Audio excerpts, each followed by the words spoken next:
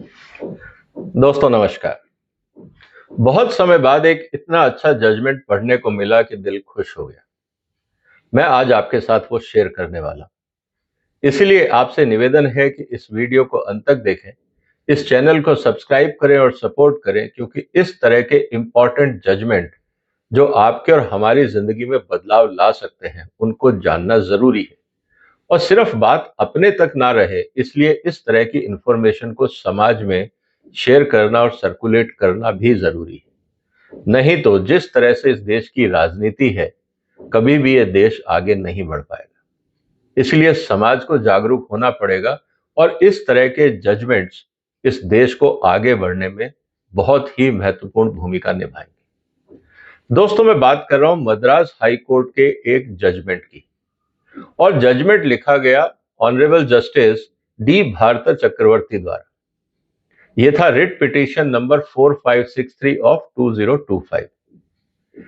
इसमें इंटरेस्टिंग बात क्या थी? ये 16 अप्रैल का जजमेंट है। इसमें सबसे इंटरेस्टिंग बात ये थी कि एक पिटीशन आई जिसमें यह कहा गया कि जातिवाद के आधार पर जो संस्थाएं बनी हुई हैं वो बाकियों को एडमिशन नहीं दे रही। उनका जो मैंडेट है वो उसी जाति के लिए है। संस्था के नाम में जाति का मतलब की व्याख्यान है, और जो मैंडेट है उस सोसाइटी का, चाहे वो एजुकेशन में है या किसी भी एक्टिविटी में है, वो उस जाति के वेलफेयर के लिए और उस जाति को बढ़ाने के लिए है। इसका मतलब ये है कि जिस जाति के पास रिसोर्सेज होंगे, वो जाति दूसरी जातियों से आगे निकल जाएगी और समाज में एक दरार बन जाएगी। इस तरह की अगर परिस्थितियां रही तो समझिए दोस्तों, इस देश में कितनी जातियां हैं, और अगर हर जाति उस तरह से काम करेगी तो क्या होगा। इस देश में कई बंटवारे होंगे मानसिक रूप से, चाहे हम कॉन्स्टिट्यूशनली या फिजिकली हम एक देश की बात करें, लेकिन दिल और दिमाग में हम बटे हुए रहेंगे। ये चिंता जताई है मद्रास हाई कोर्ट में, और जज साहब ने इतना अच्छा इस पे जजमेंट लिखा है जो मैं आपको बताने वाला हूं। जब इन्होंने अपना ये जजमेंट कोर्ट किया तो इन्होंने हिस्टोरिकल जितने भी इंपॉर्टेंट जजमेंट थे, यहां तक कि सुप्रीम कोर्ट ने भी ये कहा है कि जो जातिवाद है वो देश के लिए घातक है।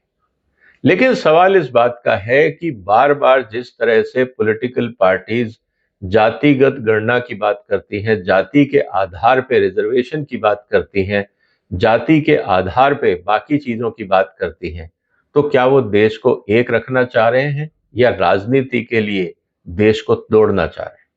क्योंकि ये वही फॉर्मूला है जो अंग्रेजों ने अपनाया था, डिवाइड एंड रूल। तो आज हिंदुस्तान की राजनीति में लोग अपनी कुर्सियां बचाने के लिए समाज और देश को तोड़ने पे भी संकोच नहीं करते हैं। एंड प्रोडक्ट है सत्ता और कुर्सी, और सत्ता से जो ताकत मिलेगी उसका दुरुपयोग। क्योंकि समाज को तोड़कर अगर आप सत्ता पाएंगे तो आपको उन सब वादों को पूरा करना होगा जो आपने सत्ता के लिए वोट मांगते समय किए थे। और जब आप उन वादों को पूरा करोगे तो समाज में विघटन ही होगा, समाज एक रूप नहीं हो सकता।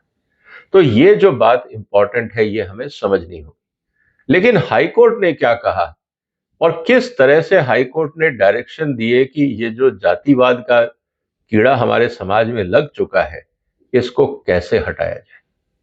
और इंटरेस्टिंग बात यह थी कि पहले तमिलनाडु सरकार ने जब कोर्ट में अपनी तरफ से हलफनामा दिया तो उन्होंने कहा हाँ जी, जातिवाद खराब है। लेकिन जैसे ही मुकदमा आगे बढ़ा तो सरकार पीछे हट गई और ये कह के कि कोर्ट को इस मामले में दखलंदाजी नहीं करनी चाहिए, क्योंकि इसके लिए तो कोई मुद्दा हुआ ही नहीं, मुद्दा तो किसी और बात को लेके।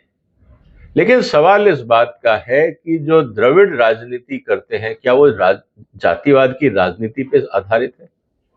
इसका मतलब ये है कि जो सरकार है तमिलनाडु की, वो खुद ही जातिवाद को बढ़ावा दे रही है ताकि वो अपनी कुर्सी बचा सके। लेकिन अब जो जज साहब ने ऑर्डर दिया वो क्या था, अब मैं वो आपके सामने पढ़ता हूं, और आपसे निवेदन ये रहेगा कि आप इस जजमेंट को डाउनलोड करें। बहुत बड़ा जजमेंट नहीं है, सिर्फ 40 पेज का है, लेकिन बहुत ही इंटरेस्टिंग ऑब्जर्वेशन जज साहब ने दी हैं, और मुझे लगता है कि ये हर स्कूल कॉलेज में पढ़ाना चाहिए। ये मेरा निवेदन है, बाकी एडमिनिस्ट्रेशन के ऊपर। देखिए, सबसे इंपॉर्टेंट बात क्या है In view of these writ petitions are disposed of the following direction. जो writ petitions आए उनको dispose of किया गया. The petition oblique their societies shall approach the jurisdictional registrar and submit the relevant form. मतलब जो भी societies है जिसके तहत स्कूल कॉलेजेस चल रहे हैं, जो भी संस्थाएं चल रही हैं और जो रजिस्टर्ड सोसाइटीज हैं, वो अपने अपने एरिया के रजिस्ट्रार के पास जाएं और दोबारा ये जानकारी सबमिट करें. पहला, change the name of society और association by dropping the caste और सबसेक्ट नेम. अगर आपने अपने संस्था के नाम में जातिगत सूचित रखा हुआ है, शब्द रखे हुए हैं, आप उनको हटाइए और दोबारा अपना नाम सबमिट करिए, रजिस्टर करिए. अगर आपके गोल में amend the goals from perpetuating and glorification of caste and subsect, अगर आपके उद्देश्यों में एक्टिविटीज के अंदर कास्ट ओरिएंटेड एक्टिविटी के बारे में लिखा गया है कि हम इस कास्ट की वेलफेयर की बात करेंगे, इस पर्टिकुलर कास्ट की हेल्थ की बात करेंगे, जो भी है, आप कास्ट बेस्ड गोल नहीं बना सकते. इसका मतलब पूरी मानवता आपके लिए है, कास्ट बेस्ड आप काम नहीं कर सकते. Amend the membership bylaws not making caste as a criteria. अगर आप संस्था बना रहे हैं तो कास्ट बेस्ड संस्था नहीं बन सकती. आप एक्टिविटी बेस्ड संस्था बनाइए, कास्ट बेस्ड नहीं बनाएंगे. And upon the forms being furnished, the same shall be taken on file and dealt with approval as per the rules. उन्हीं को मान्यता दी जाएगी, उन्हीं संस्थाओं को जहां पे कास्ट लेस एजेंडा होगा. Once they have submitted the above, they will be entitled to approach this court again for any relief for consideration of relief on their merits. तो उन्होंने कहा कि जब तक आप ये नहीं करेंगे, आप कोर्ट ना आए, आप ये काम करें और फिर आप कोर्ट आए. The Inspector General of Registration shall issue directions. All the jurisdiction registrar of society shall forthwith draw a list of these societies that have caste or subcaste part of their names, caste perpetuating profile as the goals, and membership among the caste members, and require them to comply with the following. तो कहने का मतलब ये था कि जो registrar साहब हैं, वो आदेश पारित करेंगे अपने सारे अधिकारियों को कि आपके क्षेत्र में जहां पे भी कास्ट बेस्ड कोई भी संस्था है, उन सब के नाम निकालिए, उनके गोल्स पढ़िए, देखिए उनमें कहीं कास्ट को रिलेटेड है, उनकी मेंबरशिप क्राइटेरिया देखिए, कहीं उसमें कोई कास्ट से रिलेटेड है. अगर है तो उन सबको आदेश दीजिए कि जैसा कहा गया है, ऊपर बताया गया है, उस तरह से सारे बदलाव करें और लेके आए. The above exercise shall be commenced within 3 months from the receipt of this web copy of the order and shall be completed as expeditiously as possible in any event within 6 months. 6 महीने के अंदर ये काम खत्म होना चाहिए. सरकारी system नहीं है कि सर वर्क इन प्रोग्रेस, वो नहीं चलेगा, 6 महीने में दीजिए. In case these societies run by private or aided schools, college or other institutions, it should be ensured that no board depicting the caste name, either directly or indirectly in any manner, is mentioned in the campus of the school or in its record. चाहे वो private है, सरकारी है, NGO है, added है, unaided है, सब जगह से आप कास्ट के नाम को हटाइए. In case these are caste appellations in the names of the institution, notice must be issued to them institutions to give up the names of caste within 4 weeks from the date of receipt of web copy of this order. मतलब जब copy हमें मिल गई 16 तारीख का, तो सबको मिल जाएगी. तो 16 तारीख से अगले 6 महीने के 4 हफ्ते के अंदर, 1 महीने के अंदर सारे बोर्ड्स बदलने चाहिए. ये तमिलनाडु सरकार को और अधिकारियों को आदेश दिया गया है. And the names should be changed if they fail to comply. Steps to be taken to recognize these institutions. अगर ये institutions डायरेक्शन नहीं मानते हैं तो इनको आप डी-रिकॉग्नाइज कर दीजिए, मान्यताएं इनकी खत्म कर दीजिए. And students to be transfer to some other recognised institutions. वहां से बच्चों को हटाइए और किसी और स्कूल में और कॉलेजेस में ट्रांसफर कर दीजिए, क्योंकि ऐसी संस्थाएं जो समाज और देश को तोड़ने का काम करती हैं, उसकी शायद जरूरत नहीं है. And said exercise shall be completed within the academic year, इसी साल, failing which the students should be transferred to other institutions in the academic year of 2026-27. मतलब अगर इस साल में सारी कार्रवाई पूरी नहीं करता है इंस्टीट्यूशन, वहां से सारे बच्चों को ट्रांसफर करके कहीं और भेज दीजिए, किसी और कॉलेज स्कूल में एडमिशन दिलवा दीजिए. The same exercise shall be done with reference to the school and institutions that are run by another individual or a trust, also ensuring that there are no caste names in the system. The government shall remove the caste names as prefixes or any other caste as suffix in schools and hostels, and they shall be referred only as a government school and hostels followed by their name of location.